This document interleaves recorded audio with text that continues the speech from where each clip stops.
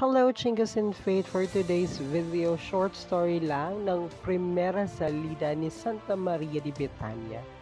Sa totoo lang talaga, hindi naging madali yung unang paglabas si Santa Maria de Betania kasi kulang na kulang pa yung mga gamit namin. Nanghiram lang kami ng karo, generator, parang lahat lang talaga provided at hiniram lang sa mga kapitbahay. Pero super thankful talaga tayo dyan sa ating mga kaibigan at mga kapitbahay na full support talaga yung kanilang binigay. Lalo na kay Ate Jan and Company, yung inaabutan na ng hating gabi sa bahay para mabihisan lang at maayusan si Santa Maria de Betania. Kaya naman itong santa namin, tinatawag siya Santa ng Barangay. Kasi ang kanyang primera salida, pinagtulong-tulungan ng lahat. May nag-ambag sa bulaklak, sa pailaw, sa padamit.